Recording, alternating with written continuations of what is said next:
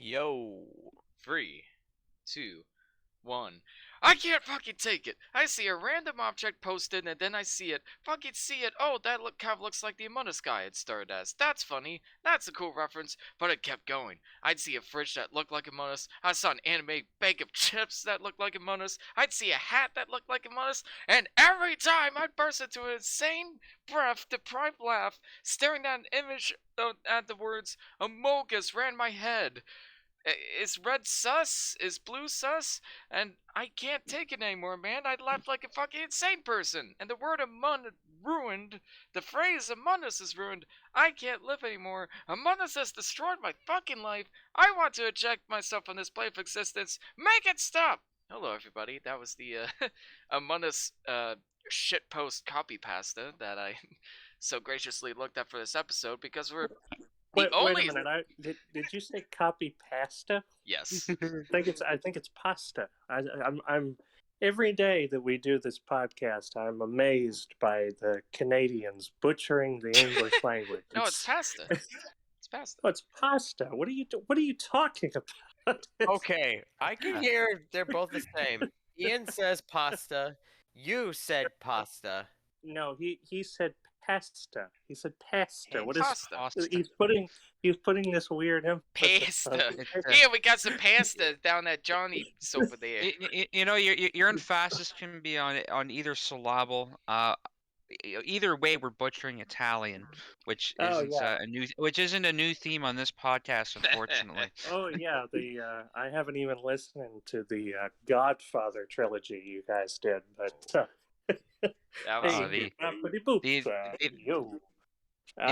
Italian jokes are just terrible in that one. Yeah, terrible and amazing. And you're probably wondering why is our episode be called Sudio? Almost as amazing as Jared Leto's Italian accent. Anyway, this episode is called Sudio. The only reason for that is because the free films we're talking about tonight have SUS somewhere in the title. I'm your host, Ian Taylor. Joining me tonight is my wonderful co-host, Devin Kane, and my wonderful guest. Two guests tonight, technically. One will be butting in for the Suspiria's discussion. Would you two like to introduce yourselves? Start with Stephen. Oh, yes. It is I, Stephen Beeson. I'm an independent filmmaker here in Hot Springs, Arkansas, America, where we pronounce pasta like anyway. No, but I'm an independent filmmaker here.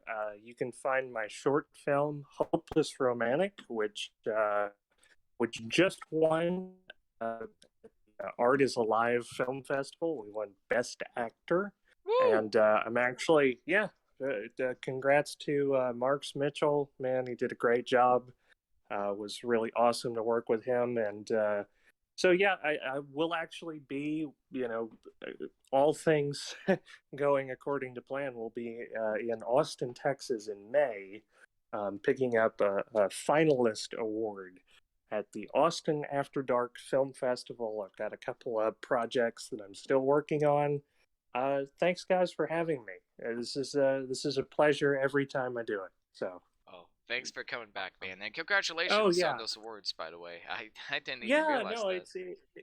It's very exciting, and it's funny. I pitched this idea for a podcast a while back, and it was really just kind of birthed out of a meme because Daryl Ailes, one of our other recurring guests who you guys will get to hear from next week when you talk about his trilogy. We'll save that for the end. But, he runs this kind of weekly Among Us game, and a lot of us have been playing, it and sort of, just shooting the shit over voice chat and, kind of really getting into these memes of like sus. And anyway, I thought, well, here's a trilogy of films that don't have a lot in common, but they are very sus.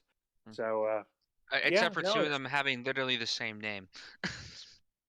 Well, two of them have some very strong similarities, and we'll get into that. And one of them is, well, one of them has an actor who is sus, and a Very. And a director who's director who sus was too. sus. Yeah. Yeah, Holy wow. combo. That did not age well. Nope. But yeah, no, I'm excited to be here. And who was this Aaron man? Oh, Oh, this is Aaron, man, is me. I am a filmmaker, mostly just writing, and I am in a process of working on something secret. I won't say what, but it is something that I am working really hard with. And yeah, this is not about me. This is about you guys. In TLDR, I'm a filmmaker from Sydney, Nova Scotia, Canada, originated from London, Ontario. and your name is Aaron Mann. This is. Are you related to Michael? Uh, That's not his real name. I'm just Sounds screwing I'm with sus. it. Aaron. Aaron Aaron K. Kramer. Yeah, there you go. All Right. right. Well, should we jump right in, boys? I think. I feel like we could talk about the first Suspiria in particular for a while now. You know, I actually there's not a lot to talk about that one. It is. I will say this without spoiling too much. Uh, it is a film that is very. There's not. How do I talk about this? It's very straightforward. It's very direct. The plot is very sort of, it's. I mean, I would not encourage this for someone who's looking for a deep, sort of philosophical kind of, giant plot that interconnects. And I mean, it's very surface. And there's nothing wrong with that. There's nothing inherently wrong with that. But this does feel like style over substance in a lot of ways. Well, I think we should give a little bit of context. So, the original Suspiria came out in 1977 and is considered a tentpole of the giallo, horror genre, which is, the Italian take on, horror films. And it's from Dario Argento, who's a legendary filmmaker by now. And this is considered one of his masterpieces, one of his classics. I know he's made a bunch of other films. This is still the only one by him I have seen to this day. I know he's done some others like Deep Red um Tenebrae. yeah, and but this is considered like one of the classic giallo films that came out of Italy, and this was also his kind of first venture into.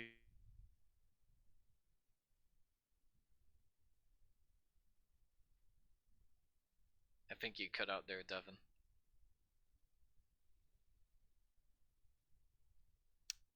Hello? Sorry, folks. I think my friend. Guys, can you hear me? Hello? Ah, crap. My internet went down. Shit. Shit, shit, shit. Hi, am I back? Can y'all hear me? Yeah, I can Yes, hear you. Can you hear me too? we'll have to fix that in post. Hopefully, yeah. Okay, George Lucas. Just when I was Uh-huh. getting technical into the into the process of the filmmaking here, I Yes. may have boring everyone missed to that. tears. But I may have missed no, that but entire speech. Take two. okay, so this is I think some context is needed. So this is the first film from or one of the main. Let me restart. Okay, take 3. Here we go. And action. And action. So this film is considered a tentpole of the Italian giallo films, which is a genre of horror films from Italy. And Dario Argento is the filmmaker, and this is considered like a classic from him by now. And the plot of the films is relatively straightforward. It's about this American girl who goes to What country is it even? Germany. I'm Yeah, glad you paid so much attention. No. exactly. No, like Oh, no, I'm trying to remember if it was Germany in the original film. I thought they changed the it country in the no, remake. it actually it's set in Germany. I think they did film this in Italy, which is kind of Yeah, kind of funny. There's some that's part of the connotations confusing there. thing. But it's funny how Italians love westerns and they film them in Spain, and then they also create films like this, but it takes place in Germany. So it's about this American woman played by Jessica Harper, who goes to this dance school, world-renowned dance school in Germany, um, which to her surprise is run by a coven of witches.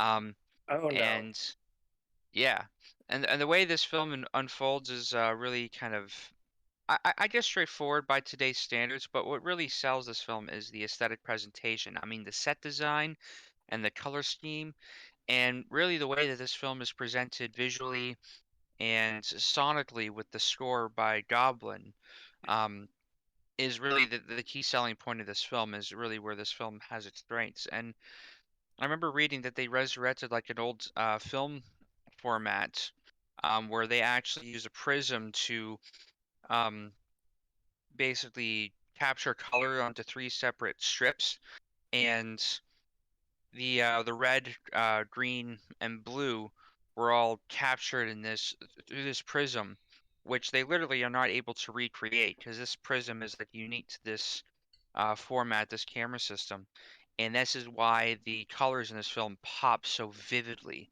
especially for its time. And this is really like the key selling point of this film is just this candy colored, almost Disney like quality to otherwise kind of a supernatural horror film. It's also the last film Well, that was shot on Technicolor film. yeah, well, Well, yeah, I mean, and this is kind of the thing that I come back to, and I was trying to talk about this a little in the beginning. It's like this is kind of style over substance, or at least it's a film that is, the style is the substance in a way. It's not. I mean, like I said, you're not going to go into this and then find this sort of deep, plot or these deep sort of characters. There's not a ton of like a lot of the dialogue comes across a little cheesy. But when the style is this good, I mean, I think that is where this film really shines. And I mean, I kept watching this, and I wasn't ever really bored with it. But I kind of knew what was going to happen. I mean, I had already seen it before, and I kind of, I mean, even not having seen it, like even, by today's standards, it's a little predictable. And yet I was so almost hypnotized by this just vibrant technicolor aesthetic. It's like I mean, one thing that I kept coming back to is there's a scene in this where the witches have the witches who run this sort of boarding school or dance academy. They have placed these maggots in the ceiling in the attic, and these bright, disgusting little larvas are falling from the ceiling into the girl's hair. And I remember thinking to myself, how is it possible for a film that is portraying something so absolutely repulsive, so inherently grotesque, and making it look so beautiful? And I think that is a feat in and of itself where I mean, yes, you're sort of grossed out because of the context, but you are just magnetically drawn to the presentation of this film. I mean, even the blood, and this film does get a little gory. It's not terrible. Again, it's presented in this kind of dreamlike aesthetic. But at the same time, I mean, the blood has this otherworldly pink, gooey like texture. paint, It's incredible. I mean, this is a visual masterpiece. I've been a little quiet at this point because I know you hate it. Absolutely. I But kind of no, unfortunately hate this movie. Well, okay. this is the thing I think I again want to emphasize is really I think the key things about this film is the aesthetic I'd presentation, and agree with that's that. really where And I will. where the substance lies. And there was something that I noticed in the background of the design in this. There's there's something about the architecture and the vivid colors that they use. I forget the person in reference that that they allude to, but I also noticed some decals are actually inspired by MC Escher. You see these images of fish and birds that like mirror each other. They kind of fill each other Yeah, perfectly, lots of and repetitive imagery. that's well, that's a design motif from MC Escher. So there Yeah. are these really great, artistic references in the set design of this film. And they were going for a very, they were trying to recreate the look of Disney's Snow White, but with like live action film. And that's why they resurrected this kind of Technicolor process. And this was one of the last films that actually used this. Um, Well, and so, before Ian just completely eviscerates everything that we love about this film, I will I will make one Thanks. defense that I think. Oh, no, just hear me out. I mean, Go on. I think I will say that something that seems to be lost in context when we talk about this film is that the intent was always for these characters to be played by children. These were supposed to be 12-year-old girls going to a dance academy. And the studio came in and basically, told Argento that that was, impossible, No. Yeah. that no one would be able to fund or would be interested in watching, children in these situations, and that it was too horrific or, too taboo. And so what Argento did was he compromised and he took the child characters and he raised their age to about 20 years old. They're more high school or college age girls, but he kept the dialogue mostly the same. Yep. And so there's this kind of innocence and naivete that the characters have, and it's all very deliberate and very purposeful. Going back to what Devin said about the set design, even the doorknobs were placed slightly higher to kind of evoke this like Alice in Wonderland sort of aesthetic. And I think there's something, really impressive about that. I think it's, I mean, I think that there is a lot of dedication and passion that goes into executing something like this. absolutely. And I think there was even intention shown in the casting of Jessica Harper, because with Argento, I remember seeing an interview with him that he was really drawn to her eyes, that she just naturally had this very wide-eyed kind of look, kind of like a child's. Or I think he even referenced like anime somehow, which I didn't even know. Yeah, I guess that was like a thing even back I then. But guess. Oh yeah. no, but Mangas. he was going deliberately for that kind of wide-eyed innocence, and she just has that look back then. And Oh I yeah. think she Very much has. I think she does a really good job for what she's given. Oh, Absolutely. you guys are right. The aesthetic is beautiful. The set design is great. The way the colors pop and everything has a handmade feel. Some of it's like a little dated, but even then, like it's still like really charming, and you could look past it because there was so much effort put into like every detail of the movie. I think my problem is the fact that style over substance. In fact, it's all style and negative substance for me. Like I think it goes a little too far in that regard, and sometimes I kind of thought the style was getting in the way of the set. No, I love style. Don't get me wrong, but here's my argument. We have plenty of movies today that get accused of style over substance, like the Neon Demon and the Green Knight, and rightfully so. I don't entirely disagree with that, but why do movies like that get criticized for style over substance while this movie gets praised for it? And I think this is a bit of a hot take. I think it's just because it's an older movie, and because the Italian guy directed it, so it must be I art. think, Like I mean, don't, I think that I that's don't. an incredibly reductive. But I it's mean, the same thing. thing. Like something like the Neon Demon, yes, has an amazing, fantastic Well, style to it. But wait a minute. Okay, the where the Neon style is the Demon. substance. There is the Neon Demon specifically is a movie by Nicholas Winding Refn that is an homage to this film. There's no, I mean, that's like saying, That's a homage to the you know, film for sure, but I'm sure this movie is well, paying homage to plenty of other things as well. But my point no, I is, mean, those films get it's like, criticized for style over substance, but this film gets a but pass for that's the doing the thing. exact There same is issue. no Neon Demon without Suspiria. That's the whole point that I'm trying to make. My point is, those Suspiria movies get gets, criticized for style over substance, and this film doesn't. Regardless of references and regardless of tying into other art forms, well, regardless of that. I And mean, I think that, this film in some way, and maybe this is a hot take in and of itself, and I don't think that it's to the quality of, but I think there is something inherently similar to something like 2001.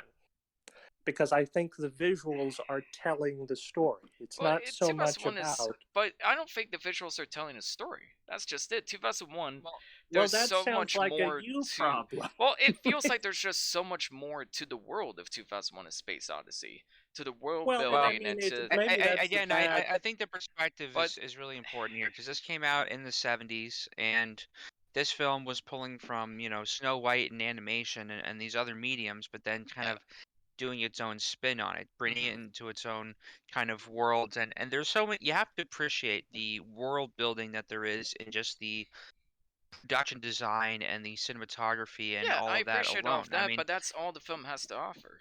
Is my problem. and Well, why are you but hating on that? Well, yeah, I what is don't hate. Well, inherently wrong with that? well, what's wrong with that is that, like I said, other films now get criticized for the same issue, but this film gets a pass. And that, I don't know, something about that just It rubs gets me a the wrong pass ways. because it's the first. It's like It's one not of the the. first. There's plenty It of horror movies that came originated. out before this that were like very much about style over substance, and something like Well, Eyes okay, Without a name one. Face, for example. Eyes Without a Face, which is a great like 60s French horror film.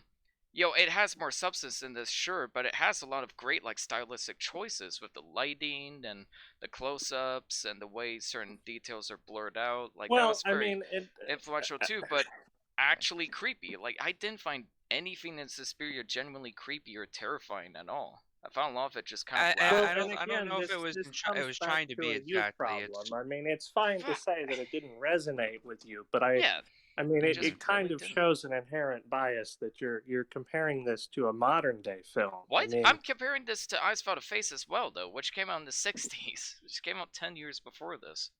well, I mean, it's not. I mean, it's not a film without a plot. It's It's just a a very very simple, loose. very stupid, very annoying plot where all the characters are stupid. All of them are really stupid because we can't kill off the characters in any other way. There's a scene where No, she's, no. jumps into. It makes Go on. I mean, these are okay. 20-year-old girls in a dance academy. Well, Are you okay, expecting rocket I've scientists? met 12-year-olds that are able to look down when climbing on something and realize, hey, there's a bunch of razors on the ground. I know 12-year-olds that Okay. could do that kind of stuff. And So she just jumps right this in. film, I think this was film written runs for on 12-year-olds. yeah. That's yeah. So this film I think is really based on dream logic, and Oh, maybe the come Oh, on. presentation of that. 100%. Like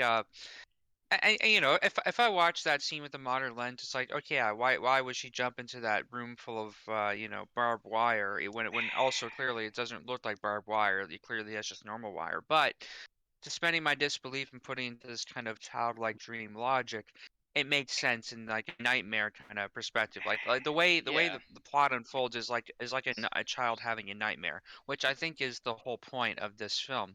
And I think that context actually saves a lot of the things that can easily be nitpicked about it. But that's my problem. Like, a lot of people turn to the, oh, it's just a dream excuse. It's just a dream, so it doesn't have Well, to it's try. not. No, It's not Like, an excuse, not. and It's not an it's excuse because it's not a I feel dream in like the narrative it kind sense. of is at parts. Well, no, what I'm saying is nothing that the characters, nothing that happens to the characters is explained away by saying that, oh, none of this happened. Well, Or not none of, like, it was not just a literally for dream. sure, but that's the implication. Yeah, Like I it mean, feels like we one could big make nightmare, that. but there's Sure, films. we could make that criticism about another film So later on. I think some context is needed. So we could, potentially kind of argue the merits of how this film presents itself. But just to give more of an idea, so this film was partially inspired by a series of essays. Hold on a second. Okay. But sorry. My sorry, my house phone was ringing. Just Oh, no waiting for worries, someone man. to answer it. Take your time. I don't know if you can hear it at all, but so Thankfully not. Suspiria de Profundis, or Sighs from the Depth, is a collection of essays in the form of prose poems by English writer Thomas de Quincey, first published in 1845, and an examination of the process of memory as influenced by hallucinogenic drug use. And it's described as one of the best and most distinctive literary works of its era. So I think this takes into account kind of the narrative storytelling of this film, as it is meant to be like how is memory affected by hallucinations and hallucinatory drugs. And I do think that that's definitely like a major influence of how the story kind of unfolds. So you really have to, I guess, put yourself in there's a suspension of disbelief and a suspension of immersion into this hallucinatory world that they're trying to create. Like, and it made sense in that dream logic kind of sense. It is very hypnotic, almost to a fault sometimes, where I found myself almost sleeping, not because I was bored, but because the film just has this hypnotic kind of effect. Like Yeah. anytime that they whisper, it's like an ASMR trigger for me now. Oh, And a lot and of they the do that a lot in soundtrack this is film. whispering. Yeah, a lot of the soundtrack Well, and is directly I mean, the whispering. soundtrack by Goblin. There's certain moments where it's like which, and it's. I mean, it to me it is very reminiscent of, and we kind of go back to this, but like Alice in Wonderland. I mean, it is it is nothing if not a Alice in Wonderland kind of fever dream And of go. these young children who are not played by children but are children that are experiencing this almost mass hallucination, this mass just ungodly thing that it's not, I mean, it's not real in the traditional sense. I mean, obviously it's a film, it follows film logic, it follows dream logic.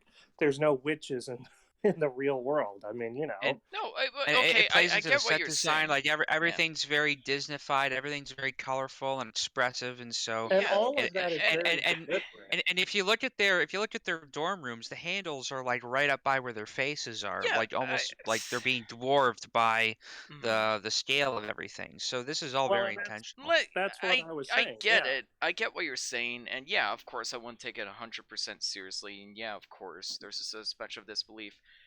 I I'd still argue the characters need to be at least somewhat logical with the rules that are given to them, even if the rules are twisted.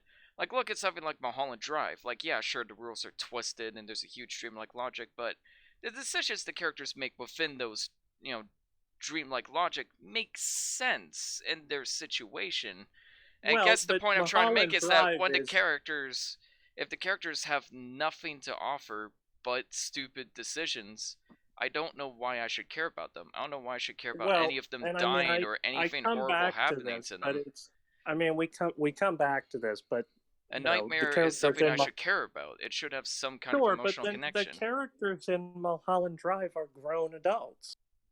It I ca- mean, these are written with the intent of being children. If you look at this from the perspective of, if you place yourself in the shoes of an 11-year-old little girl, I think that would, I've color, seen little pun girls in other intended, movies that have acted better than Well, this. your I, interpretation. I think this movie inadvertently would have paired very well because it came out the exact same year with House, um, and Oh, yeah. I don't know if you guys have seen that film, Yeah, I but have. this Yeah. totally, you know, takes the same kind of the idea of like a child's perspective and interpreting this kind of supernatural, kind of horrific world in this childlike manner. Um, Man, we got to talk about that film at some point. But Yeah. Daryl's been listening in, and he's been anxious to kind of cut through the conversation. So I'm gonna give him the floor for a minute. Oh yes, Daryl Ailes, independent filmmaker. Hey, Oh, it's the Daryl, do you guy. care to barrel I just- yourself into the conversation? I Just was distract me. I was just saying that because in case you forgot at the end to ask, because that's happened a couple times lately. That's all I was saying. I'm sorry. But yeah, for me, it's I don't know. I feel what you're saying, Ian, but I do feel this like trend where younger female centric stories that tend to not be, let's say, traditionally told, just seem to not resonate with you whatsoever. And that's just like from my perspective, because it seems like That's this is fair. another movie now where we're all kind of like, well, feels like a bit of a you problem, which is fine. Like people, don't think I'm digging by any means, but like to Oh, me, No. what like really hits is like I think you guys kind of touched on it, right, with a bit of the 2001 stuff. Like I think for the time this was made, while you're right, there was some art house stuff that had a bit more plot. I don't know. I only have ever seen this movie once, and it was at the Highland. So when you're locked in a dark room, and kind of like Devin said, like there's a hypnotic thing going on with this film. So that and like everyone else around you, like when the only light is like this bright pink being thrown from the screen, it feels like kind of otherworldly, which is what leans into kind of what everyone's kind of trying to say, like there's all these weird obscure elements that build into a very surreal base for a film. And like with any art house, if you don't go for the ride with them, then it doesn't connect, right?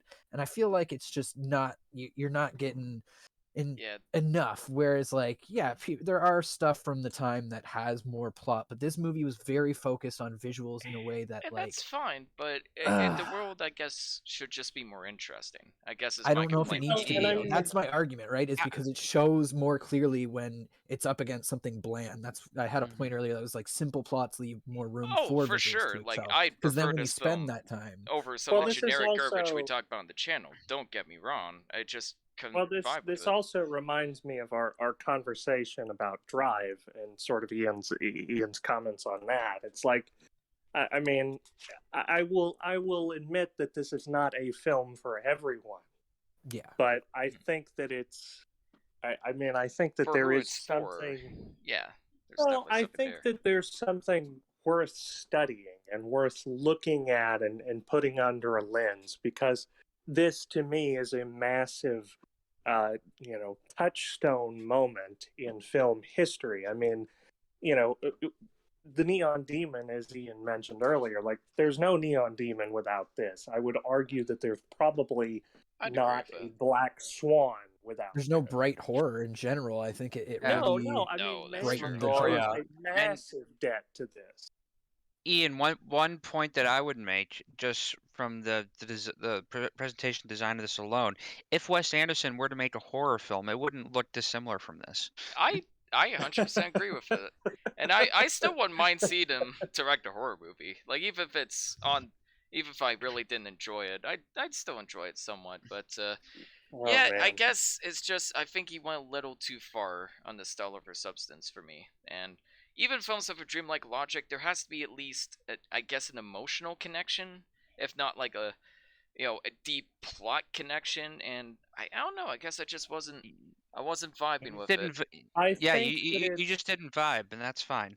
Yeah. yeah, And if no, you don't I vibe with a movie like this, it's not going to work at all. Like that's the It's a thing with art house movies. vibes heavy film, and you Exactly. can at least oh, appreciate it 100%. for Oh, I do. its For sure. dedication to it. Because I would rather a film go full out with creating one specific feeling that maybe you resonate or don't resonate with, than try to half-ass it and try to please everybody. I Like agree. this Or to try film to do too much is at once. 100% dedicated to whatever the fuck it is, and it does it very well.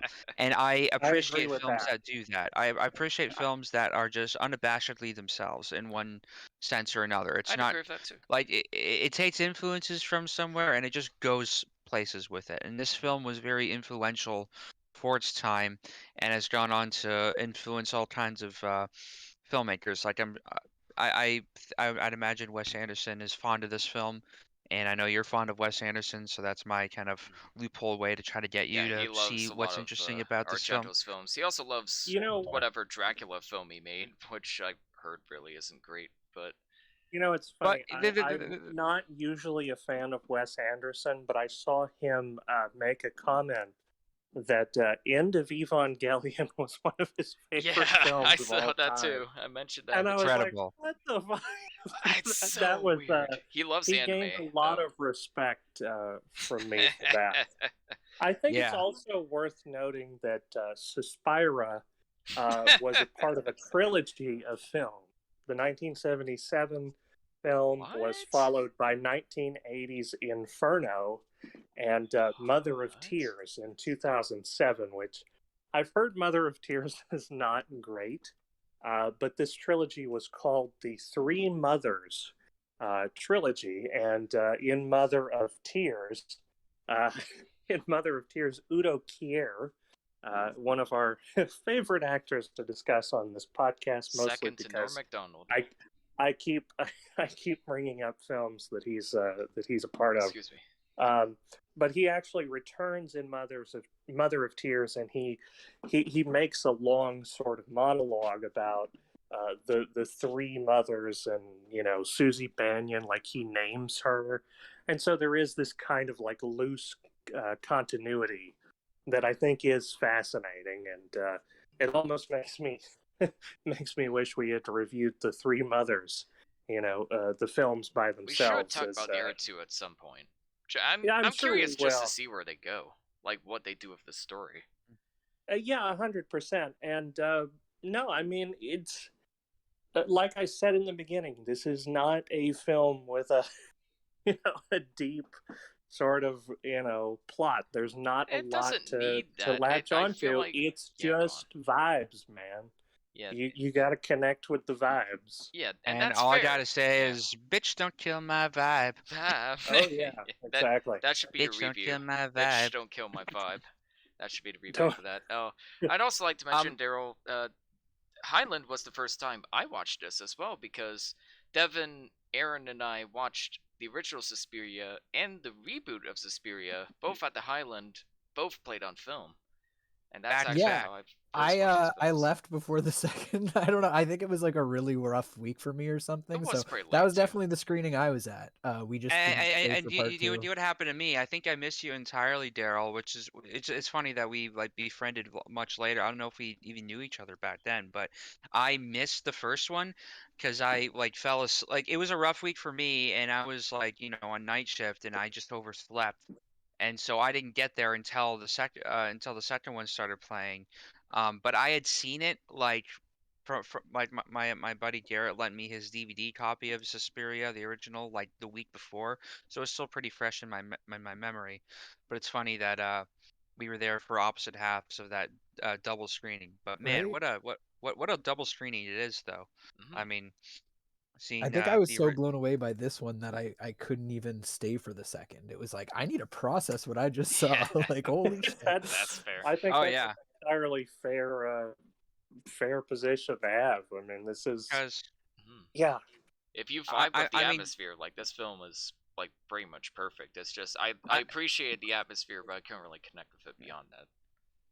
well And it's I funny. think that I think this would be a great movie to just have playing in the background of like a dance party, man. Like I don't know, yeah. put Just this have the on in a music reggae- play in the background. It, All free songs it, to the soundtrack. If I think this is the perfect background film for your like Halloween dance party. Yeah. Absolutely. Yeah, no, and it's funny because I went to a Comic-Con a couple of years back, and there was this massive dance party that they had for like it was like a cosplay contest, and everybody can get out on the floor and dance, and they had Akira playing in the background, which is which I My think favorite kinda dance works song. too. Yeah, This is like Atomic Blonde having Stalker in the background of one scene where Charlie Theron is kicking some guy's ass in the foreground. Well, Stalker plays. I mean, It's I don't Marsha, think this man. like literal maybe vibe. this gives the director like points for having good taste, but I don't know if it makes the movie necessarily better. No. But it's just reminding me like, Surely- hey, I want to be watching Stalker now. Yeah, that's just it. You're just thinking about Stalker. You're not really thinking about the action scene. Before we get to final thoughts, Aaron, what are your thoughts on Suspiria? Is it Suspiria or Suspiria? Suspiria. I say I say Suspiria. Go I on, don't Aaron. know. I mean, You said Ye- Suspira. You've been saying Suspiria. have I? Is it Suspiria or Suspiria? Who's pronouncing past Suspira. around now? Sorry. It's go a on. little sus either way. But- It's very sus. Yes. But anyways, without anyone cutting me off, I'm sorry. like, What are you talking about? No, go ahead. but anyways, Suspiria is possibly the first ever phantasmagoric film.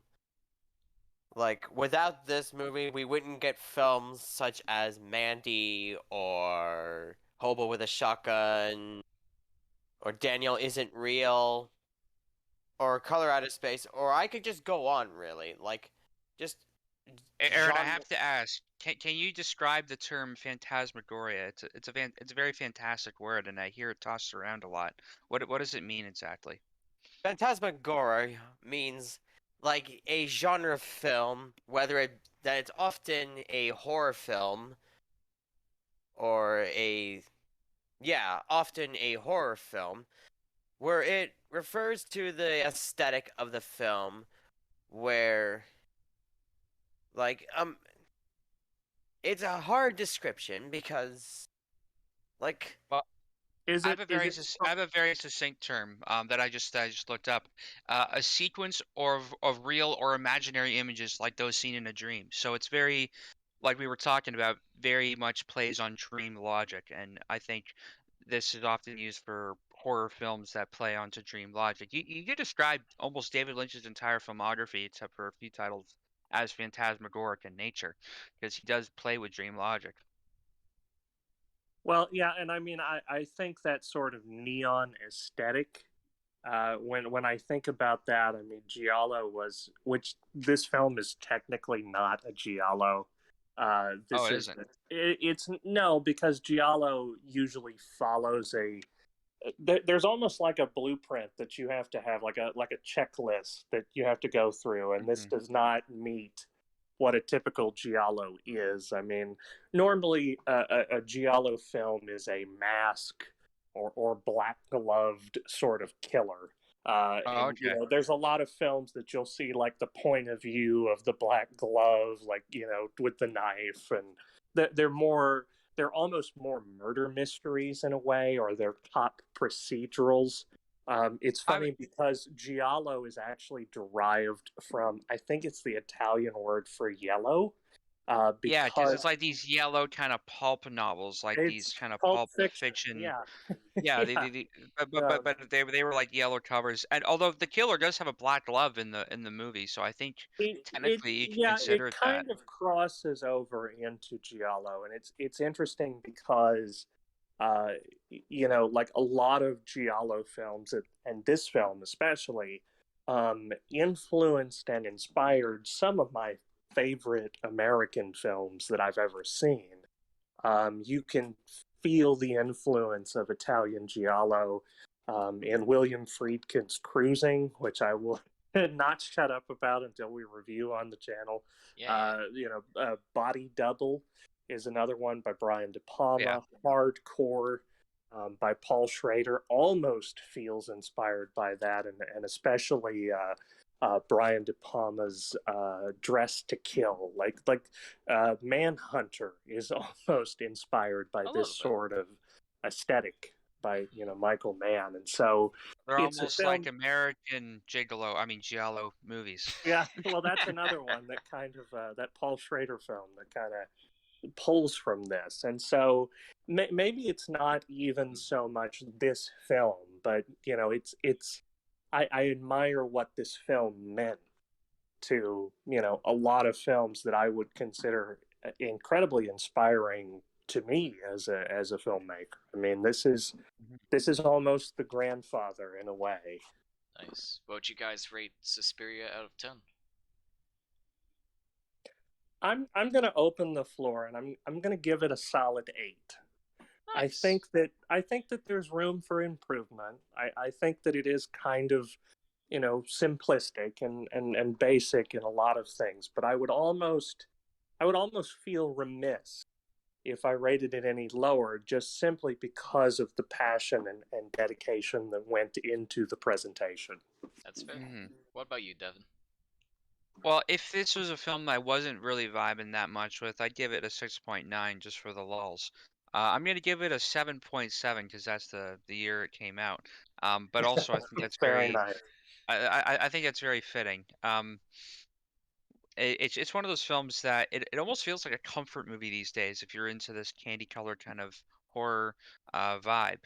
Like like we were saying, this is something you could have in the background of a Halloween party, and it would totally, you know, It would fit. just fit the yeah, it would absolutely just kind of fit the vibe of the room probably if you're going for this kind of feel on Halloween. Like this is something you could rewatch every Halloween, just for fun. Nice. Oh, I was just about to talk about Mason. He dipped in for a second, and I was gonna ask him what he thought of this film. Yeah, sorry, Mason. But If oh well. you hop back for the Suspiria remake discussion, we'll ask you then. You guys will probably murder me for this, but I'm giving this a 4.5 out of 10. It's literally the visuals and the aesthetic that I appreciate the most about the Wow. movie, and Wow. stylistically, it's well done. But Wow. I don't know. I just wasn't This connecting with the is film beyond that. I just, okay. I guess that I think this film just proves that I just really don't like the slasher genre very much. If it doesn't have anything beyond the aesthetics and the atmosphere, there's just not much for me there. And so I can Wow. appreciate all the work that went into the visual aesthetic and the music, but yeah, I'm sorry, man. I can't really Well, give him I any higher I than that. will I will ask Aaron, who is here, and I will ask Daryl, who was just here. What are you guys' ratings on this? I would rate this an 8.5 out of 10. Nice. 8.5, very nice. And Daryl, what are you thinking?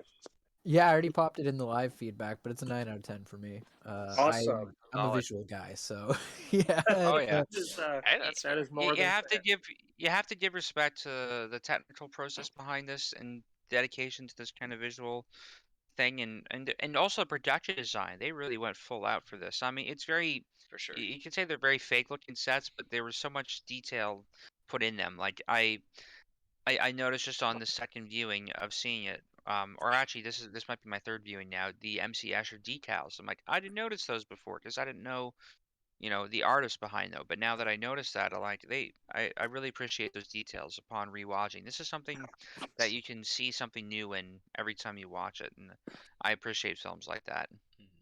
Yes. Well, And moving on, two. we talk about Suspiria 2018, which is a remake. It is directed by Luca Guadagnino of Call Me by Your Name. This is. I will make quick note here that this film is. It feels like a spiritual remake or redux in a sense, but it is still very different.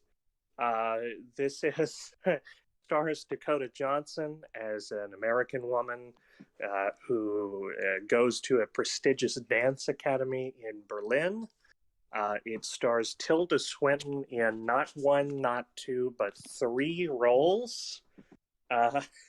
You also have Mia Goth and Chloe Grace Moritz, and yeah, it's similar in a lot of ways, but it does definitely take a lot of liberties. And it's funny because I went into this and I had read that the screenwriter of the film had a lot of shall I say, objections to what he perceived as, things that didn't quite make sense. I mean, reading the interview that he gave almost out of context, I was worried that he didn't have an appreciation or an understanding of the material. And I was pleasantly surprised, maybe because my expectations were rock bottom. But my God, this this was really impressive, and I really liked it, and I resonated with it more than I thought I would, uh, even more than I possibly could have imagined. I think that this film, and we keep coming back to Kubrick, but this film does feel Kubrickian in nature. This to me is like taking the Stephen King version of The Shining and turning it into the Kubrick version of The Shining, where it's a remake and there's just enough there to kind of, like you understand what you're getting into, but this is taking that and elevating it and, doing a lot of new, interesting things with it in a way that I don't know. There are some elements of this that possibly surpass the original in a lot of ways. So I was really, really blown away by this, and I'm curious to hear y'all's thoughts on this. Wow. Yeah, I think this film is completely like a different beast from the original, and I Oh, love 100%. that, and I could, and my hint that this was going to be something special or something different was that it's aesthetically is completely opposite of the original, where the original is this very vibrant candy color, um, kind of almost artificial looking, presentation of childlike, innocence in its look. This is very toned down, still shot on film, but it's very kind of muted and feels very grounded in the way it's presented. Almost looks like, The Exorcist in terms of how it was filmed, just having Yes, this yes. kind of dull but still naturalistic kind of look to it. And I'm like, okay, this is going for something very different, and I appreciate that. As a remake, it almost doesn't feel like a remake. Like it's the same plot, but everything else about it is completely different. And I appreciate that it exists and coexists with the other film without stepping on its toes, and also elevating the source material to something beyond that the original just doesn't Well, quite touch on. yeah, And and I mean, I wish more remakes would put the work in like this instead of yeah, trying I to agree. just rehash like like th- thinking that these superficial things are what made the original special. It's like getting to the real core of the story and really reinvigorating it to make it resonate in a more modern context while also being kind of retrospective. But it well, and just it's I want entirely its own thing.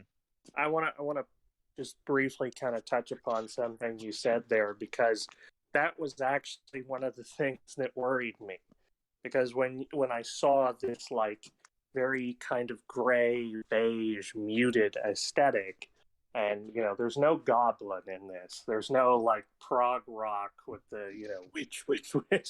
It's actually Tom York from Hmm. Radiohead, which is probably as far away as you can get from Goblin. And I was hesitant. I was nervous because especially in film discussion groups or any kind of circle where you talk about film, it's like subversion, subverting expectations is almost a meme. The Last Jedi and the M Night Shyamalan, like what a twist. That kind of thing is almost ruined for me now because it kind of brings these negative connotations, and yet I think it worked, and I like Devin said, I was really surprised by how much they were able to do with the original, and still be respectful of the source material, but also add new things to say. Mhm. I think the worst part about this film is that it's called Suspiria, because it's going for a completely different vibe, atmosphere, and even characterization than the original film, which we'll get into in a little bit once we get into the spoiler part of the discussion.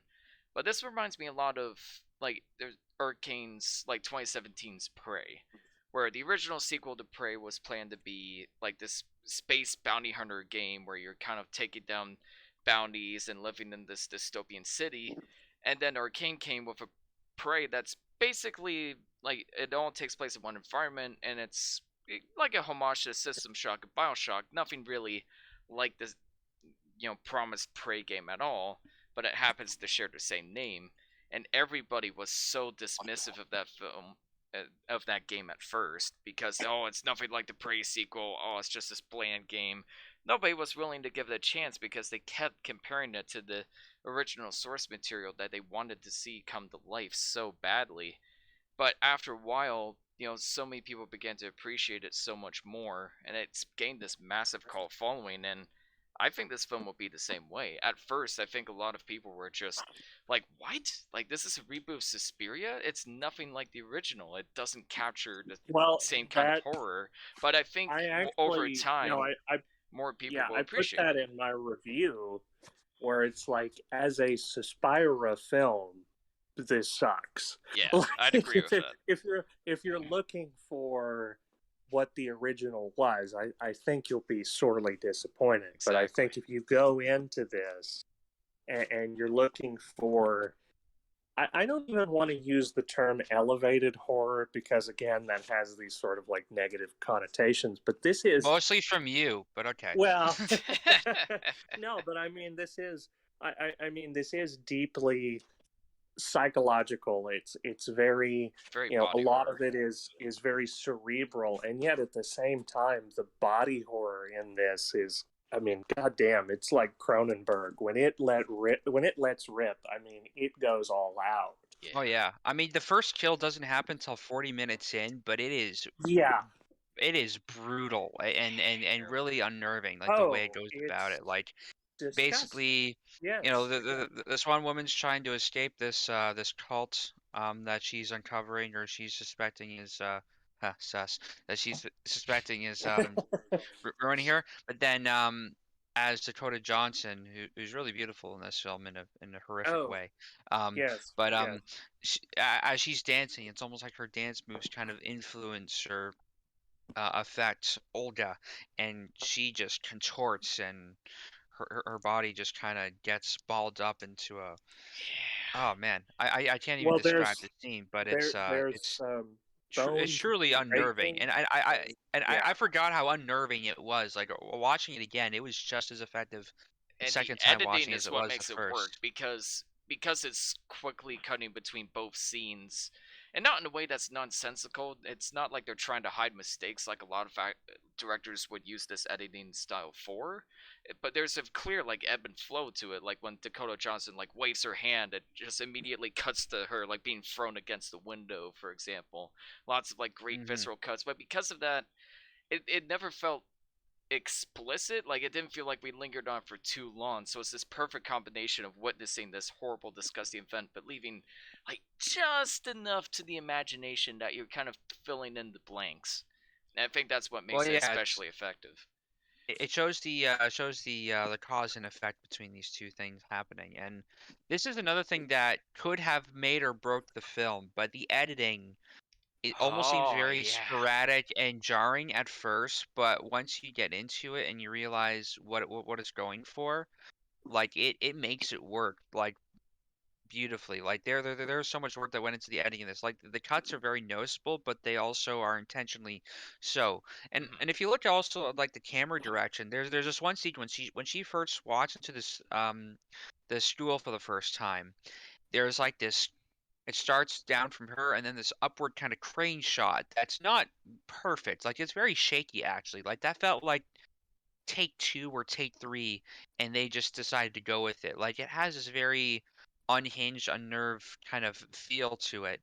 And that's kind of refreshing to see in a movie these days where they perfectly normally would perfectly execute these moves so that there's no movement in the crane that's unintentional. But this is a very shaky kind of crane move. It goes from this pull out on the crane to a crash zoom on her face and then a handheld whip pan to this like two-way mirror. And it's just like on paper, that camera direction would just seem so sporadic and nonsensical. Like, But they make it you know, work. if there wasn't a discussion with the cinematographer, like how do these camera moves work in succession with each other? Because that would be really jarring. But the fact that she's like noticing that someone is watching her and she's getting a sense about this place, and and looking toward where Tilda Swinton is in the two-way mirror, it makes sense, and the edit really makes sense of this very sporadic change in camera motion, and I appreciate the hell out of that. I love how fast and loose the filmmaking feels, where it's kind of hard to predict what's going to happen next. Like there's something so alive about it, where some camera moves are so precise and clean and perfectly executed, and there's some that are erratic, but they work somehow and they capture like the right feeling for that moment. And yeah, the editing and the camera direction here just go hand in hand beautifully. Yeah, it reminded me Well, a and I lot of was Tetsuo the Iron Man. Just like the quite oh, cut, visceral nature of it. But Yeah. it's very intentional. It's very intentionally disorienting. It doesn't feel like the director and cinematographer like don't know what they're doing. It's Oh trying to yeah, get a visceral reaction out of you. I can tell they had fun doing this. I mean, Oh it yeah. was probably a lot of work in a lot of cases, and it was probably kind of hellish in some sequences. But I can tell the camera operator had just had fun with this. Mhm. well, no, and I mean it does feel like everything they're doing is so purposeful. I mean, even Mhm. if you look in the background, there's one shot in particular where Dakota Johnson is having a conversation that I forget if it's with the Chloe Grace Moretz character, but it's with another girl in the school. And behind them, directly behind them, there's this massive, sort of a Gothic architecture looking window. And outside the window, you can see the Berlin Wall. And it's so subtle to just see the way that that's framed and the sort of divide between these characters. I think this is a film that is incredibly nuanced and fascinated by like almost Jungian duality. There Mhm. is a lot of discussion of like women's anatomy and the masculine and feminine, and yet at the same time it's dealing with fascism and communism and these sort of Corrupt violent rulership. extremes. No, it's violent extremes on either side, and it is. I mean, all of it feels so deliberate, and I think that there is, in the hands of someone less talented, I think that it could come across hokey or it could come across, Preachy. uh, yeah, preaching. Well, and it's, I mean, that was part of the criticism that this film faced. Was Mhm. that the political themes almost felt like window dressing or like they were background noise? But I don't agree with that. I think it all No. really came together in a competent and well executed way that is, I mean, I think it only elevated the film.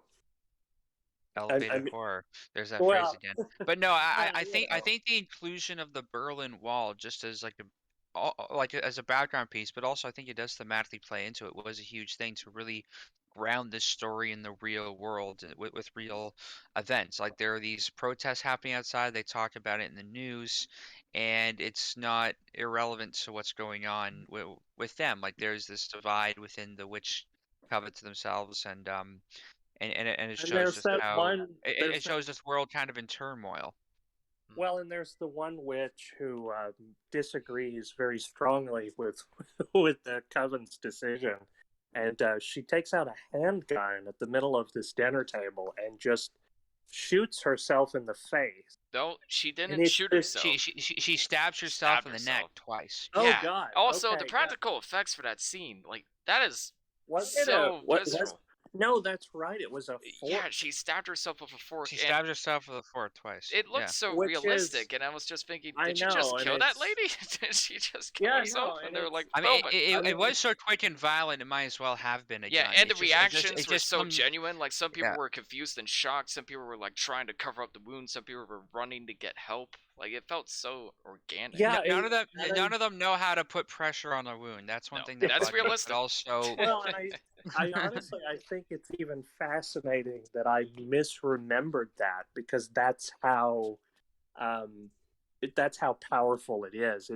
It reminds me there was a discussion that I had with a friend recently about the Indiana Jones film where they're in the temple and the guy takes the guy's heart out, and Kalima. I remember my friend was telling me that that was one of the most impressive bits of violence that he had ever seen. And the reason why is because people to this day will describe it and misremember it, and they'll say, "Oh yeah, he takes it out of his heart, out of his chest, and he squishes it or he eats it or whatever." If you actually watch the scene, it's a lot more tame than that, but it's just that implied execution and how quick it is and how fast it is that it leaves that lasting impression on you. And I think that is that's the staple of, great filmmaking, is where somehow it even seems worse in your memory.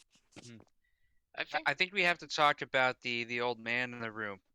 Tilda Swinton. Yeah. You know what? Yes. It did not occur to me at all whatsoever that was Tilda Swinton in makeup in this prosthetics playing this old man. And even watching it a second time, knowing that that's her, she still convinced me otherwise, that she was a completely different person. Like, that is some of the best makeup, but also on her end, performance of just being an old man. And like, again, intellectually, I know that Tilda Swinton in makeup, but goddamn, it doesn't occur to me at all. And they actually went so far as the cast didn't know that was Tilda Swinton when they were filming those scenes. Yeah, the marketing didn't know because they just made up a fake name for the actor. Yeah, like Well, and they were even going to keep it going. From what I heard behind the scenes, Tilda Swinton and the director talked about the possibility of adding like a in memoriam section, because they were going to say that this old man had died after filming. Wow. But they decided not to, and they Well, let everyone know. You don't want to I- scare anybody, right? After seeing what he experiences in the film, I wouldn't be surprised if he did if he did die, like this fictional He character. just get And murdered. it's very fitting um that the only significant male actor in this film is played by a woman, because ultimately he gets played by all the women in the end. Yeah. That's an interesting way of looking Which, at it. oh man, I have to discuss well, maybe jumping ahead a little bit. There's so many great things in this film. This film's like 2.5 hours, and you could, although I would argue it doesn't really feel its runtime. Like, once you're in it, you're just in it. But that whole covet scene at the very end is some of the most mesmerizing, horrific, beautiful sequences ever committed Yes. in film. It's And like you're And I descending think into hell. a criticism that gets made. We were talking about the Tom York score. When I first heard it, I wasn't sure that it fit, just because the Goblin score just has its own vibe, and you think that that's Suspiria. Watching it a second time, I can't imagine anyone else's music working here. And this is Tom York's first attempt at film scoring, so you could argue that he's still kind of in his songwriter mode. But watching like an interview with him, he said it was very freeing to kind of do this film score thing, because he was playing to it, like playing to it and for it, not for himself. And he was really giving to what this film needed. And honestly, it adds another layer to like the filmmaking that I think is so effective. And this is almost like a deliberate attempt at the Radiohead effect, which is something that I think Fandor gave name to, like filmmakers that just use Radiohead a lot in their movies scores, like Denis Villeneuve and others. But this is kind of the Radiohead Tom York effect in full effect, and it really adds this like layer of melancholy to something that otherwise could have been seen as just like a surface level horror film. And this is actually a line I'm surprised didn't come from you, Stephen, but you're welcome to steal this. But this is the film Midsummer wishes it could be. Oh, 100%. I I like Midsummer, actually and agree I'd with agree with that. No, I mean, this blows Midsommar out of the water. I mean, and I think it's interesting, and we're going to go ahead and spoil the ending here, which I think Hey, is Stephen, what's uh, the final twist of this movie? yeah. So the twist is that Dakota Johnson's character, the Susie Banyan character, is actually Mother Suspiria. That's the big twist, that she's actually not a young, sort of fresh-faced college student who's applied to this prestigious dance academy, but actually she is this elder witch who has infiltrated the academy and is trying to snuff out these these traitors within the dance academy, and is like like a secret agent of sorts that is trying to suss out the The the imposter theme traitors. fits surprisingly well. Yeah, no, and it's such a, like, and again I go back to, this could have been such a hokey twist, and yet it is executed so flawlessly. It and makes you're so much so sense too. Yeah, it makes sense. It's just, I mean, I was almost in awe of it. And there's this incredible use of a word that Devin was talking about earlier, yonic symbolism, where there's all these kind of allusions to women's anatomy and vaginal sort of imagery that is very reminiscent of David Cronenberg's Videodrome, which, I mean, Videodrome is a masterpiece in its own right, and the sort of blood red, and I mean, this is a film that I think it really deserves another rewatch. I mean, there is something really just Kubrickian about it, and how it executes all of these themes, and it's. I just, man, I could go on forever about this. This was one of the best horror films I've seen in a long time, and it was so disappointing to go on Rotten Tomatoes and see how people just hated it. Yeah, I was got a lot of. surprised. I was looking at the review for Deep Focus Lens, and there were so many people going like, "Oh, Luca doesn't understand how horror works," and this movie is so boring and so pretentious. Yeah, there's a lot of people that don't like this movie, and not to disrespect your opinions or anything, guys, but I'm trying to understand it. Like, this film has so much more of an effect on me than the original did. Now, again, it shouldn't be compared to the original. It shouldn't even be called Suspiria, in my opinion. But this film I just would felt agree with so that. visceral and haunting and disturbing. Like, it stuck with me even after the first time I saw it. I really didn't like it the first time I saw it, but now there's so much more to uncover, so much more makes sense. And when you see Dakota Johnson, destroying like the woman in the other scene, you think she's doing it unintentionally, but when you watch it again, you realize she knew exactly what she was doing, and she used that basically Yeah. as an excuse. And by the others' reactions, they knew like what she was doing. But the way Yeah, it's like structured in the film, it seems like she doesn't know what she's doing, and she's doing something awful. Like, they're using her, but she knows exactly what she's getting into. And they use like the bland, innocent trope that the first film had to kind of fool the audience in a way that's clever and interesting. And I really It love that subverts your expectations in a good way.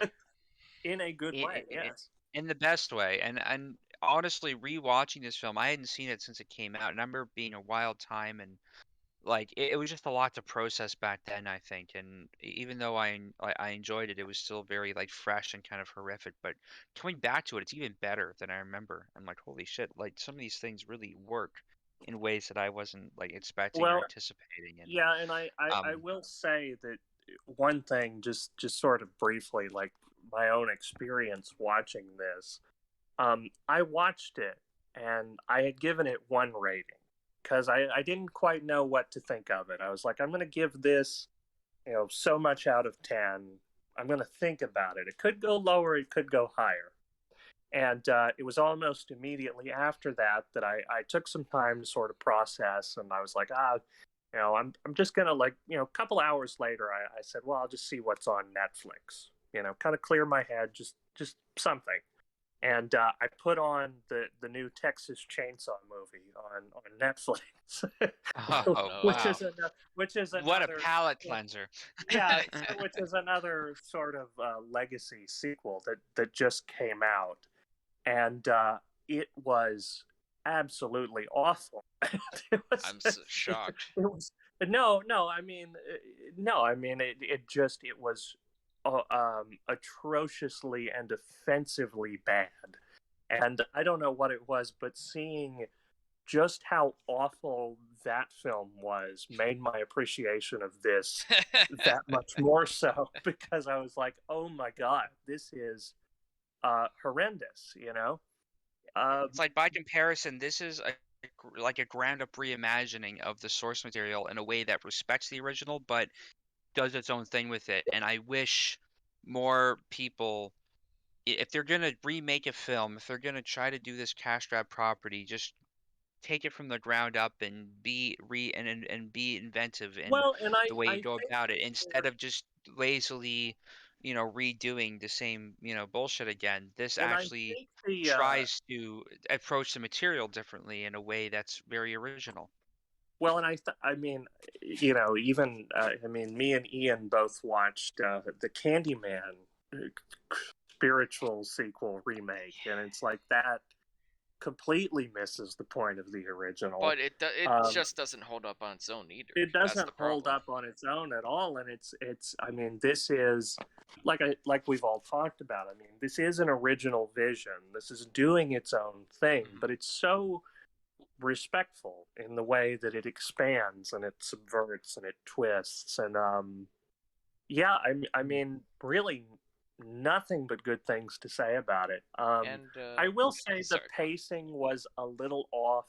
I And- don't think that I was ever bored, but I think that there are some elements that Yeah. could be trimmed here and there just from the overall runtime if I had to nitpick. I could feel the Um, runtime at parts. Like some of the scenes with I think, Tilda yeah. Swinton's male character investigating I people could have been will trimmed. I will say that, one thing that we haven't even touched upon is that in this remake, the dancing is really a character in and The of itself. choreography is so The haunting choreography and is disturbing. insane, and the original, for being a film about dancing, Has I don't no think there's a dancing. single dance number. There is not. There is not a single. They like almost practice, but they don't even practice. Like they don't even do Yeah, the bare minimum. and this is like, I mean, there's this performance art, and there's this, snapping of bodies, and this all very the breathing, like oh, like you yes, hear and like this- the ASMR of all of the movement. Like it's so well, and the sound mesmerizing. design is incredible. I mean, they're Yeah. in Berlin, and you hear like every drop of rain hitting the roof outside. And I don't know, man. I think especially, this week particularly with sort of the trouble that's been brewing in Europe. I think this film hit really differently, and I think, I mean, I don't know if it colored my my interpretation of it, but I think there is something really brilliant about the statement that this film is making, and I think it's a film that will only get better when I revisit it. Aaron, Yeah, you've been it sorry. suddenly felt a lot more relevant after It was seeing it more for the first time prescient, some years yeah. ago. Yeah. Aaron, you've been listening in. What are your thoughts on this Suspiria remake? Well, I like it for a different reason. It manages to bring in like historical context into an otherwise like well-made genre piece in the same way as the first Godfather did. That's an interesting way of Like- looking at it. It reminded me a Yeah, lot of it's the like Fate it- remake too, in that sense. Yeah, it kind of grounds it in the historical reality of what's happening, taking this like campy horror story, but then placing it in like the real world and really exploring it more seriously, or at least in more detail than the original might have. Well, yeah, I mean, in the original, it's, you have the Udo Kier character who shows up towards the end, and he's like, okay, here's all this exposition. and Yeah. yet in the, in the new one, it's like that character is completely fleshed out. He's his own sort of character. Like, he has all of this backstory. He's dealing with like German collective guilt, and I mean, he's a victim of the Holocaust, and it's like, there's just so much there. I almost sorry wish for that, him. Mouth. yeah, no, I almost wish that they had brought Udo Kier back, but I'm That's just a tough, though. fan of him. They did bring Jessica Harper back. They did, yes. And it was really it was really nice to see her on screen. And although her backstory or what the character she's playing is kind of tragic. Very. Well, and you have to wonder if maybe she was actually really there, or if it was You know, I mean, we've gotten into a lot of spoilers, but her cameo, it's almost implied that she was like a hallucination in a way, that she was being used as bait to sort of entice the old man character towards uncertain doom, and it again, it adds this sort of layer that really wasn't in the original. Even though, I mean, I love the original, but this really improves on a lot. And I'd also argue that, well, it's not really an argument, but I would also add that its Fassbinder influence really does complement like the setting and the environment in the story. It wears its influences on its sleeve, but it does interesting things with them, much like you could argue with the original film. And I compared this to the Thing remake, where there isn't a lot of character development per se, but unlike, say, the original film or other slasher films I'm not a fan of, the characters still felt real enough outside of that. It felt like they had lives outside of the story. Like, you know, they'd sit down, eat dinner, and laugh with each other. They'd actually practice dances and do dances. The main male character would talk to previous Holocaust victims and deal with his own trauma. Like, it feels like the characters live in a world outside of the main story. And even though they don't have a lot of development per se, I still felt for them enough because they felt like real people to me, which made like the final scene of them getting destroyed like kind of heartbreaking. Even though I didn't know much about them, I felt like they felt tangible enough to me despite not having a lot of like traditional development.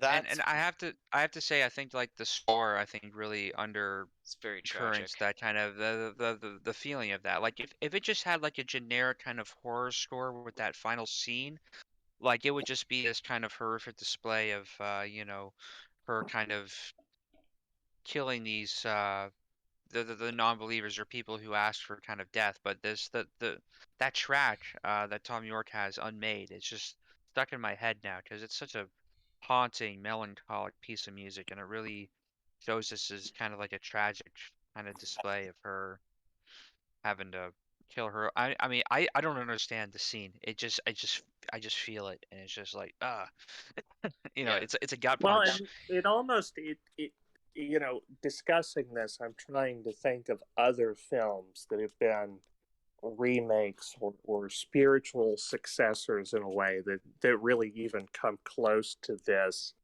Arguably, I maybe the Fede Alvarez Evil Dead film.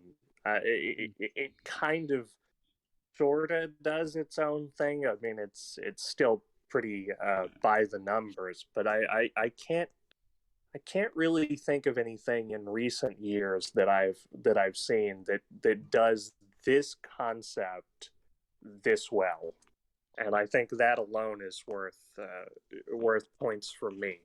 What would you guys give it out of 10?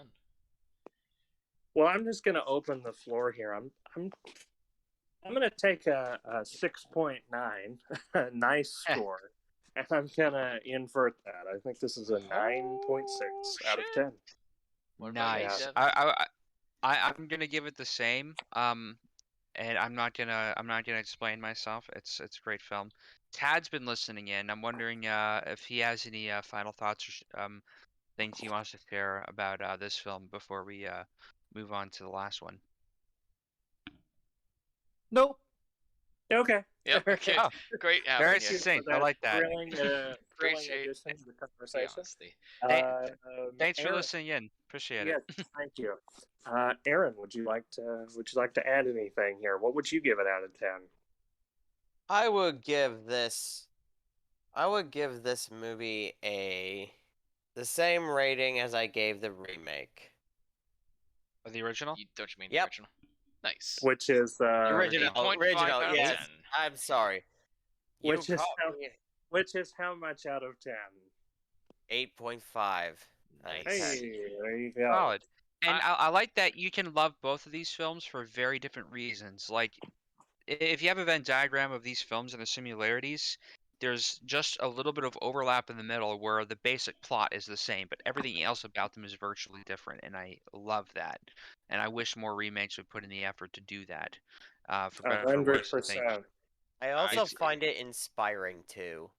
Yeah. it is. It really is, and just to show how fresh of a I can take like a concept that works in some ways, but maybe doesn't work in other ways, and you can use it as a springboard to explore the concepts or to explore those things. And this was something Luca was really intent on. He says, I didn't want to recreate the original film because that'd be redundant. I wanted to really create the feeling of experiencing it for the first time. And I think he absolutely succeeds in that sense. And he gets it in the sense that remaking is not taking like these superficial things. Like if he tried to do a digital version of that Technicolor thing, like it would just be missing the point. That was just what happened to work for them back then.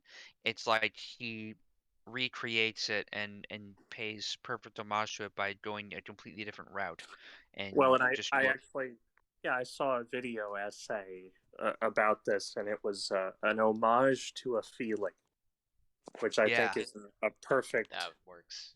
succinct way of summing it up. exactly. This I is a was perfect example of why bland, lifeless remakes just need to die out and burn, and instead you should take the original vision and do something new and interesting with it. This film is 100%. one of the best second watches I've ever had. This went from a yeah. 5 out of 10 to a 9 out of 10. It's excellent. It's a little bit too long, but I mean, who cares? The atmosphere is so inviting. The performances are fantastic. Dakota Johnson proves that she can be a great actress when she is in garbage like 50 Shades. It's this film just What was that Folding Ideas? Dan did a whole video series called A Lukewarm Defense defense of 50 Shades. 50 Shades. Very lukewarm, but Yeah, very lukewarm. it's Yeah. this film. Well, no, There's imagery in this film that will she's just also great go. in Peanut Butter Falcon. She You is, guys have and she's seen great that. in the Bad Times at the El Royale as well. She's got a great bit part in that. Yes, Like yes, indeed. with the right material, you can do just about anything. And yeah, this film proves that for all the actors and even Luca himself. And there's just imagery in this movie that will just stay in my brain for the rest of probably the rest of my life. And for that alone, I have to give it some credit. And the original Absolutely. film didn't vibe with me, unfortunately, but this film definitely did. So, thank you, Luca. Well, Good luck on the yes. Scarface remake. Oh, is he still doing that? He is still Oh doing that. God. It's still in I production. think I'm slightly less nervous about it now. I'll put it that way. I kinda know with that you. he is actually reuniting with the screenwriter of Suspiria for another horror film called Bones and All, which I believe is a cannibal horror film, actually. Interesting. And it stars Taylor Russell and Timmy Chevrolet. So be on the Chalamet. lookout Not for that. Yeah, Chevrolet. whatever. Not Chevy Camaro. Whatever. Timothy his name Chevy is. I don't know, Camaro. the little French You- kid. I don't know. You keep butchering us for our mispronunciation of things. This is Oh, Everybody's I'm just mispronouncing screwing things. around. I'm not a fan of his acting, so I'm just anyway. Speaking Another of debate for mispronouncing another things, time. speaking of mispronouncing things New and things not corduroy. aging well, it's time for the usual suspects. All right. Kaiser Soze.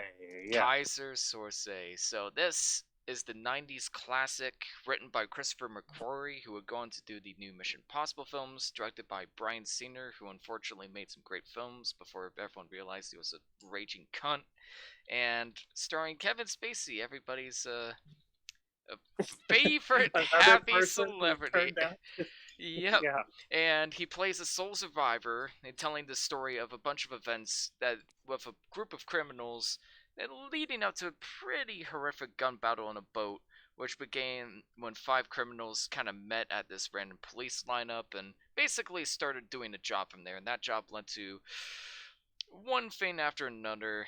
Everything just goes wrong. Horribly, horribly wrong. And Kevin Spacey is left to blame. And spoiler alert, major spoilers, Kevin Spacey was Kaiser Soze the whole time. And watching this film again, the first time I watched it, I thought, wow, I remember the police lineup scene and the final twist, and nothing else. And unfortunately, when that happens, that usually means a lot of the film is just kind of dull. And I watched the film again, and yep, unfortunately, a lot of the film was just kind of dull. And I want to iterate, I don't care about, like, directors having shady past or actors having shady past. I never let that affect the movie. LA Confidential is one of my favorite movies of all time, and Kevin Spacey gets a lot of screen time in that. And that didn't affect that experience whatsoever. All of my concerns towards this film are just about the writing and the structure of the film itself. It has nothing to do with any of that drama, so I'm just putting that out of the way. But unfortunately, there was one review I read where it's like, the twist is great, it makes sense, it works, but everything the film just kind of meanders up until that point, and it feels like the film just kind of Well, exists for that twist so and not much else. I want to add something here because Ian, you talked about how the last film, the Suspiria remake, you made the statement that that was the greatest second watch you've ever had, like the greatest rewatch. Yeah, This was probably the worst rewatch I've ever Yeah. had. I'm Yes. kind of with you, honestly. Because And not when just in the context of the story, but go on. well, okay, and I mean,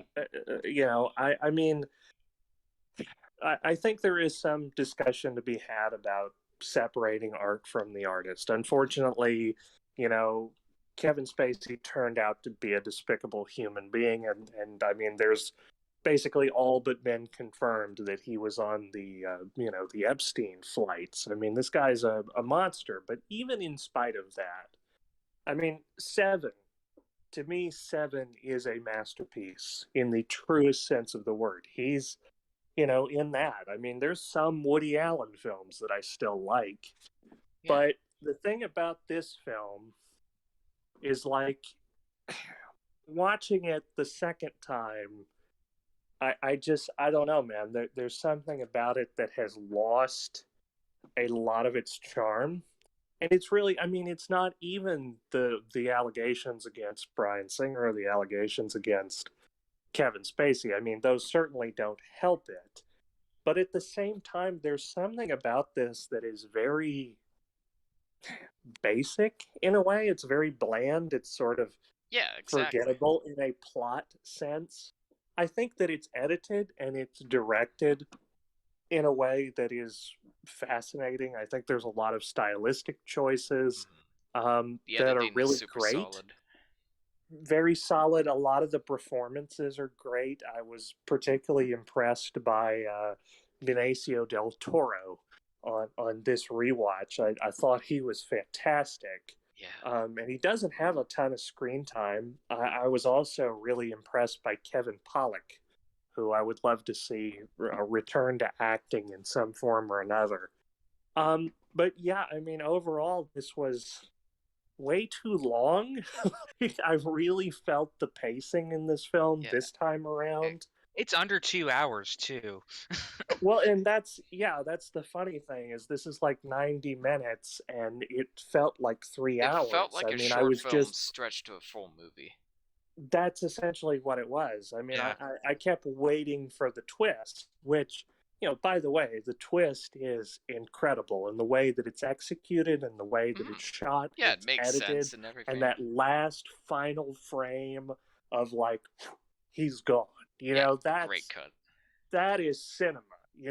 Yeah, It's like that's that- a 10-10 Yeah, moment. that cut is on par with Lawrence of Arabia, and that match cut with No, him. Like, no, going it over the is thing, a like, it's it is a 10-10 moment in a very lukewarm kind of meandering film. And that's what I mean. It's like Yeah. it just it feels like it's kind of just meandering up to that plot twist. And like again, the plot twist makes sense, it works, but the issue I have with the plot twist is because it's such an unreliable narrator, because it's such an unreliable character, you're watching it again and you're like, I just feel like I'm wasting my time up until the plot twist because we don't know how much of this is real or how much this really happened or Well, if any That of the was characters' another thing interactions that I were took real. issue with. Is Yeah. I mean, it's leading up to this rug pull.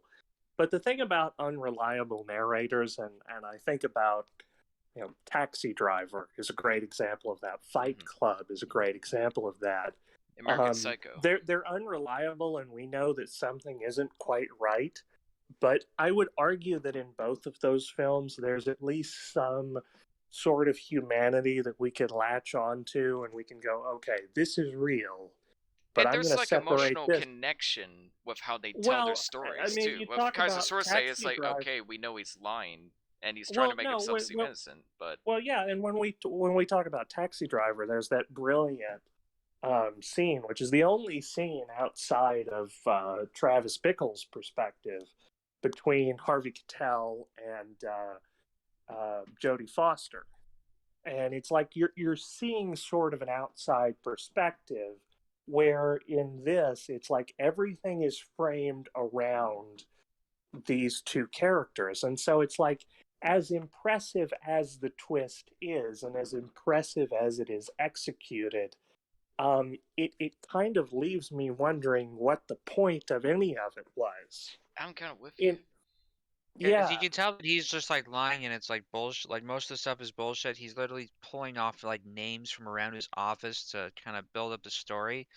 And it's not like there's any ambiguity where you're not sure if he's lying, or it's like it's very clear cut that he just pulled all these details from like around the office, and all the story that you just saw is just like bullshit for the most part. It makes for a great twist ending, but when you rewatch it knowing that a lot of what he's saying is just bullshit, it's like you just want to skip ahead to where the ending is, which is exactly what I did. Yeah, I'll be honest. Yeah, no, I got halfway through the film and I'm like, I don't think there's anything here that there are no details here that I can really extrapolate from that's like useful. I'm just gonna skip ahead to the ending here because frankly, I just ran out of time. I mean, Kaiser Soze, in and of itself could be bullshit. Like the whole thing is predicated. I mean, even the whole like plot twist is predicated that we believe there's a Kaiser Soze in the first place. He could just be some guy. And it's like there's no sort of there's nothing tangible that you can latch onto and say this really happened. And so it does leave you with this sense of like, people talked about there was a soap opera in the 1970s. I think it was called Dallas. I'm not sure if you guys are familiar with this, but Dallas was like it was what Euphoria is now. It's like this massive cultural thing that everybody in America was tuning in every week.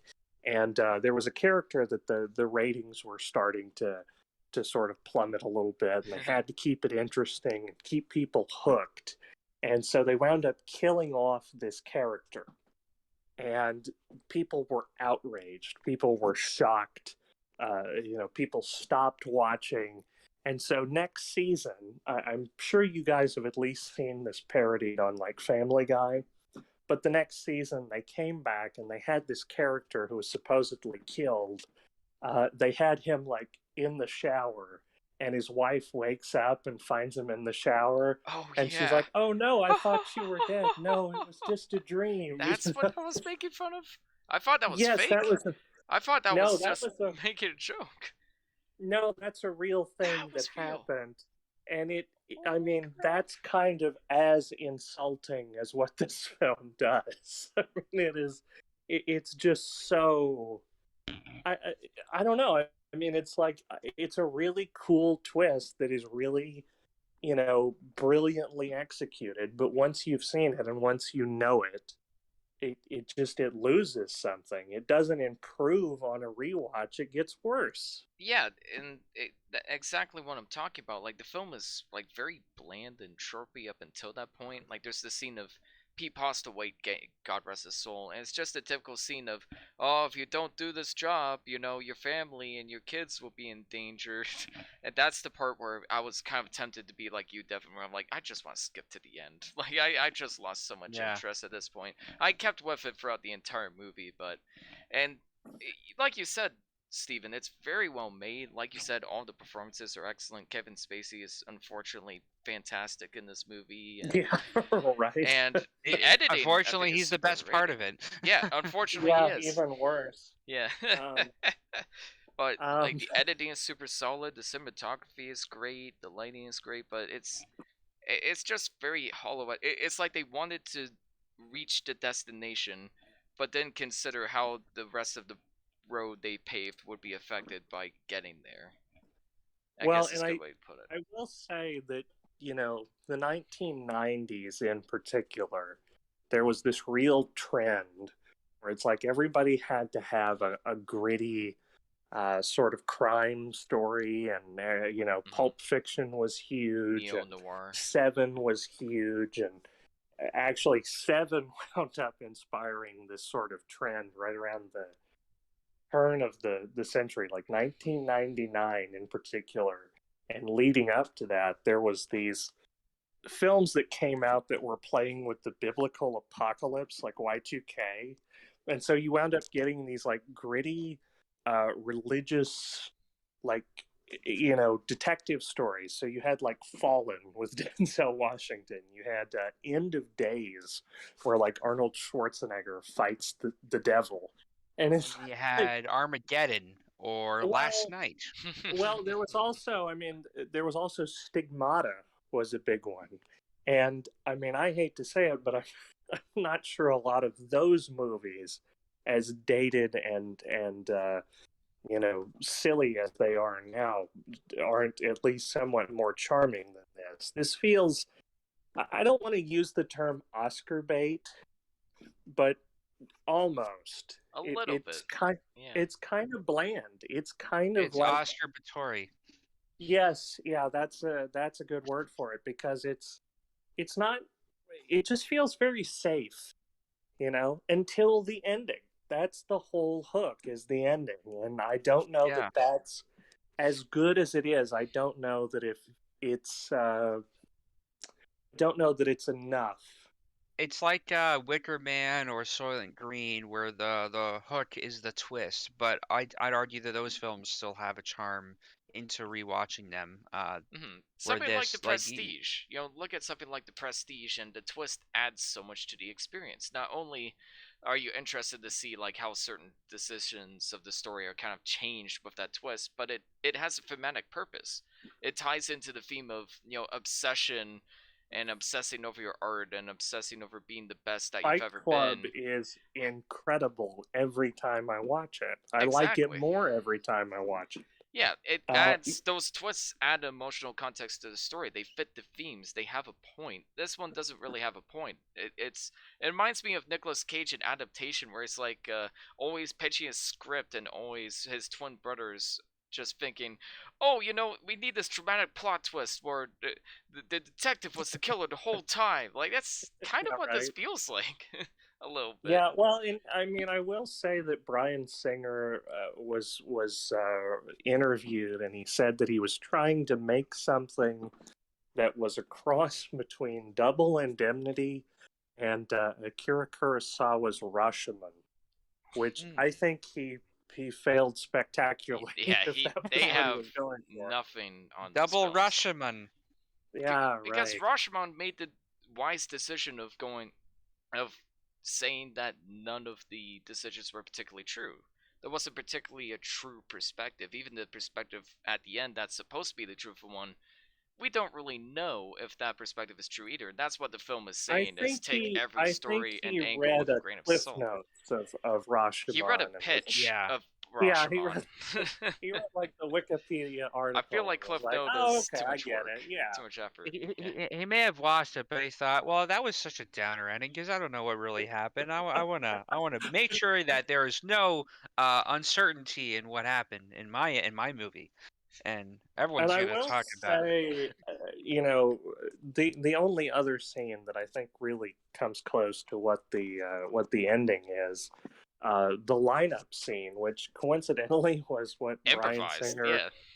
He said that was the whole reason he made the movie. Basically, he had this image in his head of 5 men in a lineup, and even that was completely improvised, as you said, because Benicio del Toro, I guess, kept having gas.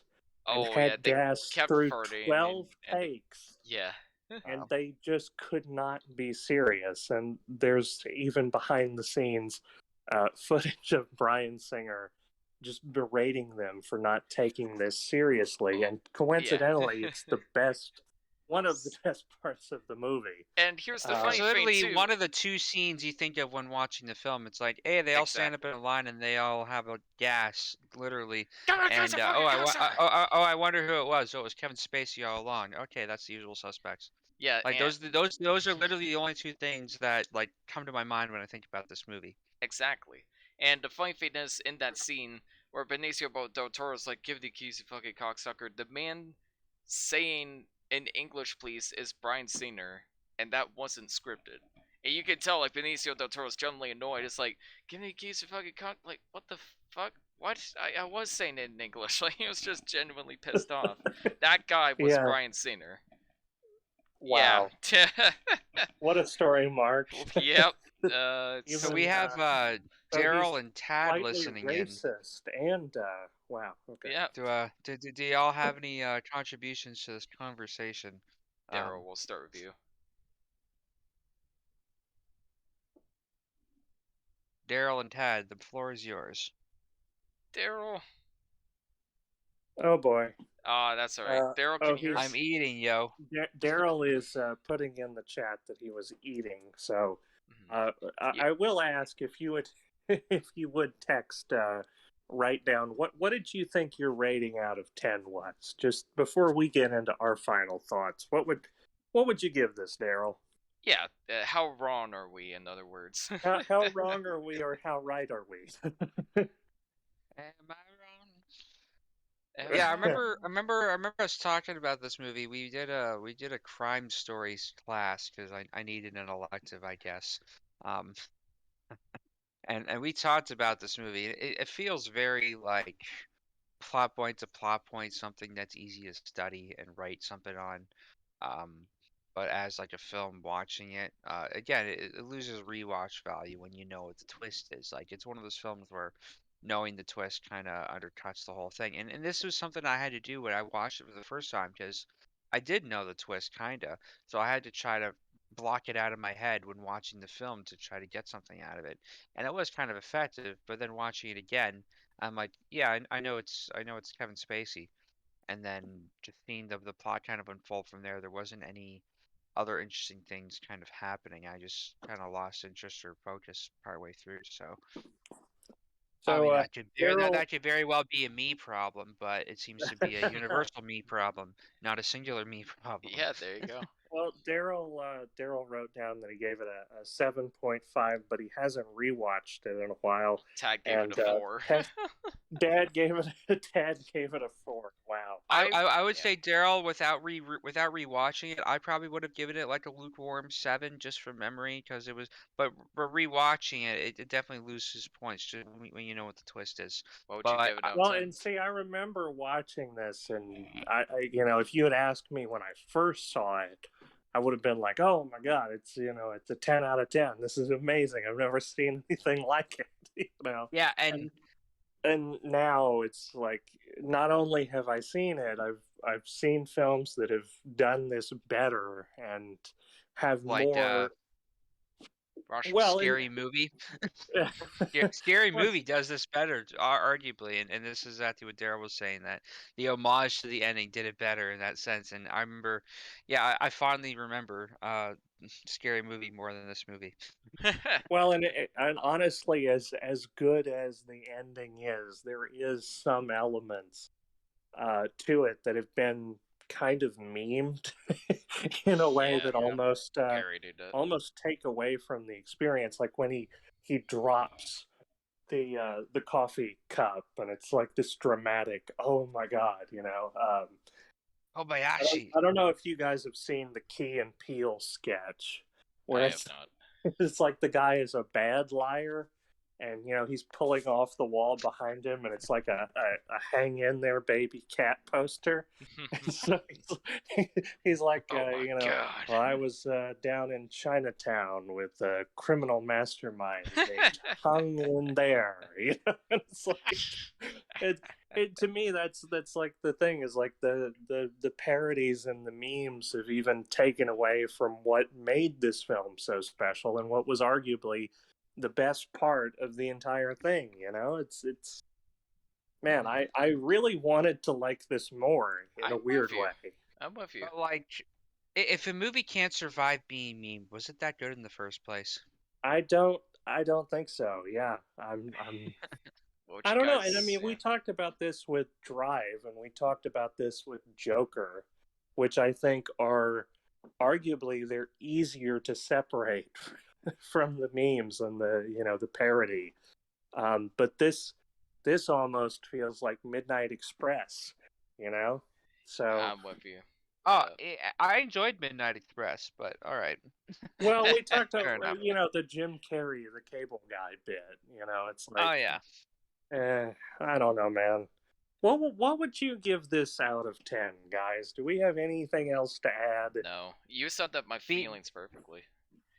If I were being generous, I'd give it a 6.9 for the lulls. If I were being honest, I'd give it a 3.4. Holy shit! It's a 10 out of 10 ending. The rest of it is eh. 3.4. Holy shit! I wouldn't go that harsh. Like not even close. But I wouldn't go that harsh. I didn't think it. Yeah, I had a 6.5. I'm gonna bring it down to a 6. It's beautifully shot, very well edited. Has a great, it has a few great scenes, some great performances, but yeah, it's just so bland and generic leading up to the plot twist, and plot twist just doesn't contextualize the story in an interesting way beyond just making sense on a very strict narrative basis. But that's not what makes a plot twist special for me. A plot twist kind of has hurt and emotional resonance behind it, and this just feels like it makes sense from like a story, like you're pitching a story to somebody, and it makes sense on that level. But it just doesn't really go beyond that for me. So, unfortunately, it's 6 out of 10.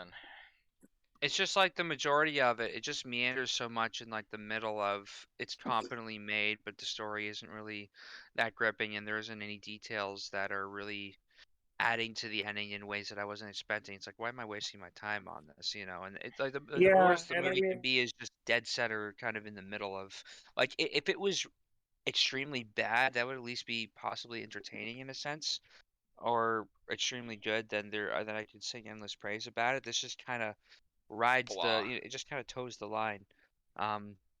Yeah, And no, and I when I wrote my review last night, I was prepared to give this a 6.9 out of 10. But just talking about it and kind of sorting through it, I realized that there's even less to respect about this, even in spite of its awkward misconduct of and none of it has to do with what we think of Kevin Spacey or Bryan Singer these days. It's just looking at the movie itself. It's just exactly. like the whole No, crux yeah. of this works on how effective its twist is, and it's a really fragile, hollow kind of framework. Otherwise, it's just like a paint by numbers kind of crime story leading up to that, and that's fine. Yeah.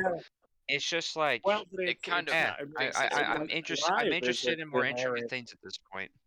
No, and Drive is a pretty generic crime story in a lot of respects, but it's actually, I mean, it's interesting. I mean, it's like way more interesting than this. And it doesn't try to be anything more than it is. I feel like The Usual Suspects thinks it's way more clever than it is. I think that's also fair. What would you give it out of 10? mean, I tell you what, I'm gonna give this a 4 out of 10. I'll give this like slightly more than Devin did.